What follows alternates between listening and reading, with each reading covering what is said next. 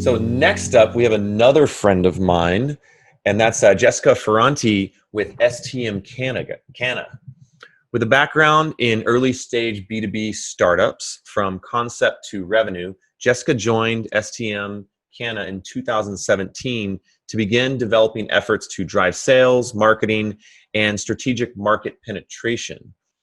As EVP and Chief Revenue Officer and a board member, Jessica and her team's work is centered around design and marketing safe, eco-conscious cannabis equipment for commercial growers and processors, with the benefit of helping to contribute to the industry's overall legitimacy through technology. Jessica and I actually met about 2 to 3 years ago on the set of the marijuana show.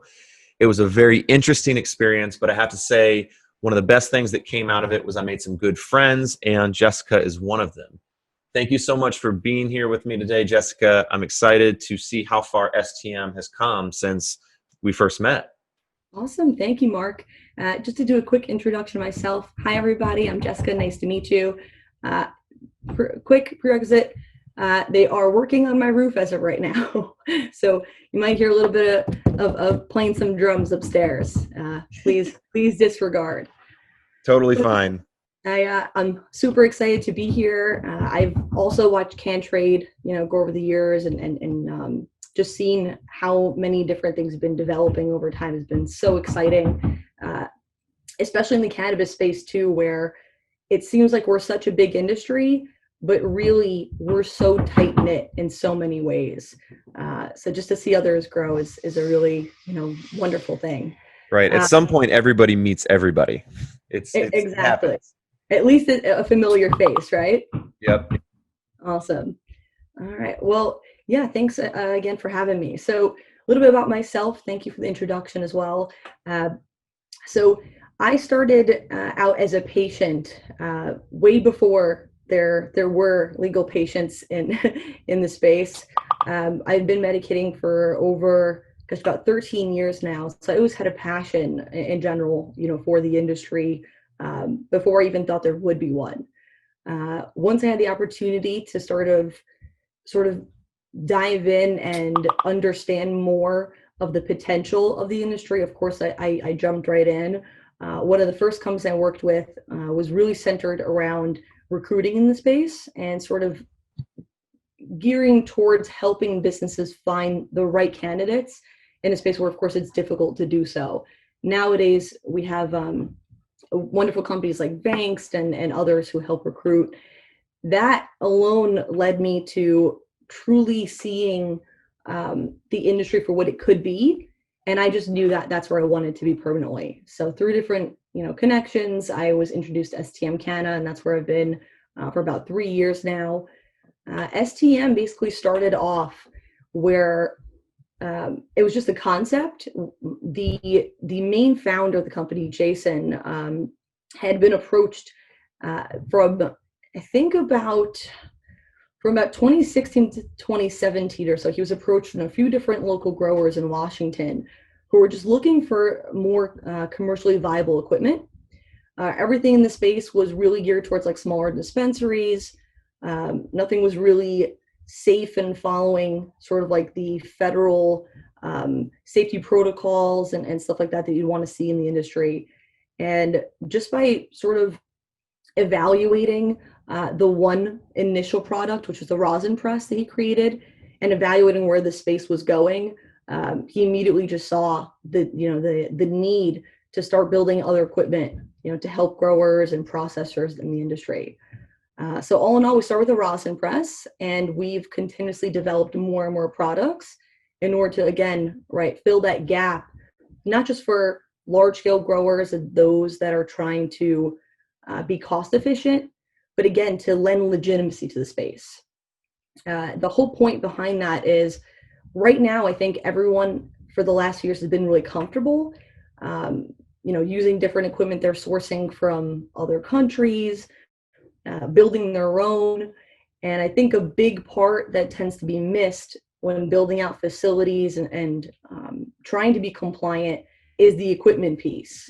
And as we do start to gear ourselves towards potential federal legalization, I think we're going to start to see a lot of companies that are going to be in some way scrambling in order to become legitimate, redoing their facilities, looking not just to expand and find, again, more cost-efficient ways of producing, but ensuring that the products they're offering are safe for consumers, right?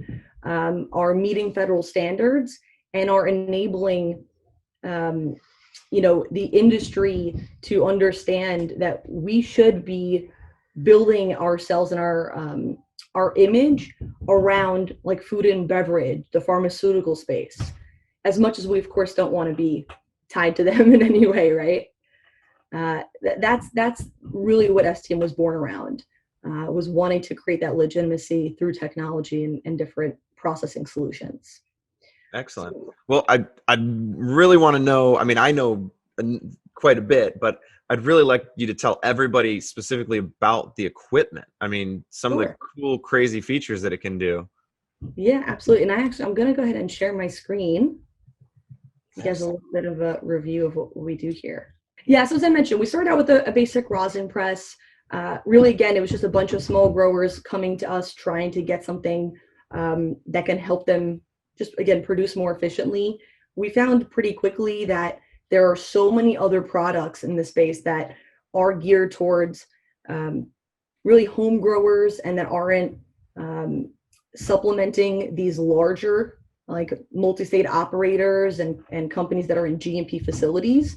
And as we grew, we recognized one other major issue, which is that a lot of the equipment that's being built in the space is sort of just being built out of the engineer's mind of what needs to be built. But really what we found is that if we just listen to our customers and we just hear them out in terms of feedback, in terms of their needs, in terms of what they're going to be needing to plan for as they grow as a company, then we can really identify the challenges and build solutions around that versus just guessing what we think we should put on the market. So we started out with the rosin press, which is really our first dive in.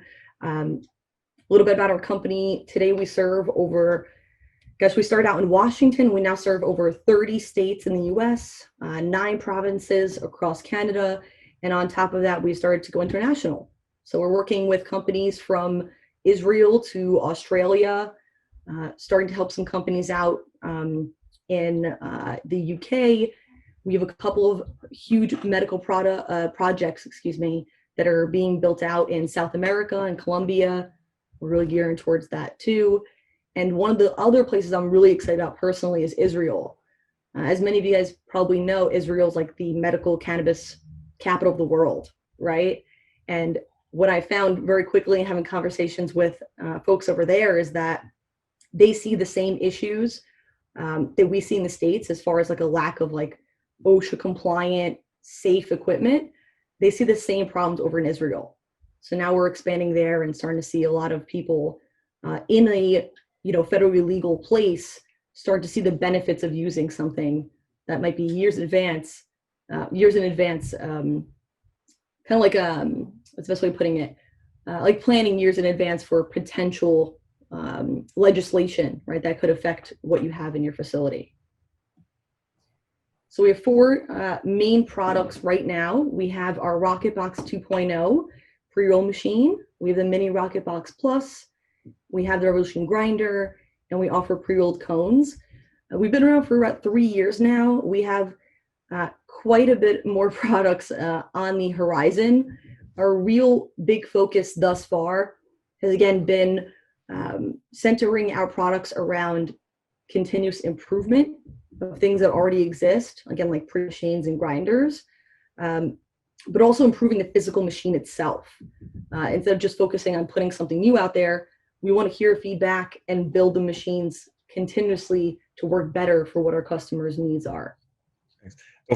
Jessica, can you go back to that screen real quick? Yeah, absolutely. I'd like to highlight 2 points here real fast. The RocketBox 2.0, 453 pre-rolled cones in 60 seconds. It's crazy. And then even look at the Mini RocketBox, 143 pre-rolled cones in 45 seconds. I mean, these are some awesome processing machines. It's great. Thank you, Mark. What the image you're actually seeing as my background is the rocket box with about 453 joints.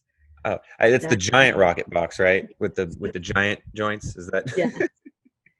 And awesome? again, thank you guys for bearing with me. I'm a little nervous because I keep hearing them above me knocking. So again, Don't even worry about them. We barely hear them. We've heard them a few times, but just who cares? I We're think good to it's go. honestly scaring me a little bit more than it is you guys. So Yeah, that's, probably I a feel lot like louder you can there. fall through any moment.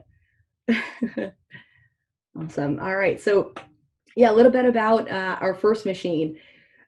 Shortly after seeing that the rosin press was more of like a niche product that was really geared towards like the Washington and Colorado space back in 2017, we started to realize that the biggest gap in terms of processing and production was really pre-roll joints. I think the biggest misconception in general when it comes to pre-rolls is that the machine doesn't matter. It's the labor in terms of closing the joints that really, takes the biggest hit to your overhead and expenses. And that's absolutely true, right? The hand twisting and folding and fixing the joints is definitely one of the most time consuming pieces. However, if the joints are produced properly in the machine from the get-go, then you're reducing quite a few steps from the point of producing and filling and packing the joints to closing. So a good example would be in most machines in the market prior to the Rocket Box being launched, you don't have much customization. You can't adjust settings, for example, to work with different strains, different densities, different resin contents and cannabinoid contents. And every single material can, certainly with all those different variables, pack in a joint differently. So as opposed to just focusing on building a machine like the Rocket Box and just getting really excited about the amount of pre-rolls it does per 60 seconds or 45 seconds, we really started to build it around how we can reduce the other bottlenecks in the process. And so that's sort of how the Rocket Box has evolved into this 2.0 version. So essentially, So Jessica, we're getting toward the end of 15 minutes now. I want to make sure we have time for just at least a few questions. yeah. Luckily, we're not necessarily strapped to 15 minutes because one of the benefits of going last is, we don't have somebody coming up next. But I wanted to halt you there real quick because you mentioned how it helps companies and as far as speed and time and so on. Now I'm curious specifically about how something like the Rocket Box as a piece of manufacturing equipment would and will specifically help hemp or marijuana companies stay competitive. Yeah, absolutely. That's actually the next point I was going to touch on, which is the quality factor. So to be brief on that end, basically most pre-roll machines on the market work the same exact way. They drop material down into the cone, immediately begin packing, and then you have to take the joint out and fix it, pour material in or out, pack it down a little bit further, and then close. In our machine, we have proprietary technology that's actually vibrating the material in different varying frequencies, which in layman's terms, Mark, basically just means that instead of the material dropping down all at once and then packing wherever it sits, the material starts to actually vibrate in even layers down into the cone before it begins packing. So the toughest part in the space is being competitive, and you can have the best flower on the market. You can be a craft cultivator, have the best hemp or marijuana, but if the joint is needing to be relit every 2 seconds, or it's falling limp, it's not drawing properly, the beauty of the plant that you've grown has severely been diminished by the method of consumption, from the person Right. smoking it. So It ultimately creates a bad experience. I mean, yeah, you have to keep doing that. It doesn't matter how good the product is if you have to keep relighting the joint and you're just not having a good time. Now, yeah, one thing I'd love to see, I mean, this is just a suggestion, but I'd love to see a clear joint and like slow-mo of what you were talking about, because that sounds really cool, seeing the different layers, of the particles kind of build on top of each other as they vibrate down. That sounds awesome. And that sounds like it's going to make a killer product. yeah. The best way to think of it, Mark, is like Tetris. if you drop all your pieces down at the same time, you end up having those empty air gaps, right? So if you're trying to like picture something in your mind, that's really the best way of picturing it. As opposed to dropping it all down, all your pieces at once, you have that nice, even fill throughout, and that will lend to a ton of competitive advantage simply because even if your pre-roll material is less than your competitor, you're going to have more people coming back and you'll have ongoing customer retention if the person's having a positive experience from the get-go. Right. And I'm guessing, just with the sheer volume and consistency of the joints, as opposed to say other systems. I mean, when you go and look at say 10,000, creating 10,000 joints, those joints are going to be uniform across the board. So they're all going to have that same, experience or customer experience, and that customer can expect that every time they purchase your joint. So no, that's excellent. Yeah, it's like McDonald's, right, Mark? You don't want to go to McDonald's I and don't go to McDonald's. and bad example. fair. You go to fast food restaurant, you go to your favorite restaurant, whatever it may be, right? You go back, you order the same dish, you want to get the same thing. If every time you order, you're getting a totally different product, it starts to beat up your brand. So consistency totally. And quality are two key factors. Consistency being the part that a lot of people tend to forget about as something that does lend to customer retention. Excellent. Well, Jessica, thank you so much for being here. And STM's come a long way. This is great. Definitely love to have you on sometime again soon, especially because we're going to be doing this every month. So this is going to be really fun. This is just going to build and grow. Very excited. Thank you so much. Again, thanks for bearing with me and my stress of them falling off my roof or something. You're worried about the noise above you way more than we even heard it. So it was great. So if you'd like to connect with Jessica or STM Canna, you can definitely do that. Just go ahead and click the add to network button, and you can find their products on their wholesale menu. Once again, you can purchase them directly right there. You can ask questions, you can submit offers, you can do all the above. But overall, I mean, that wraps up today's Hemp Show.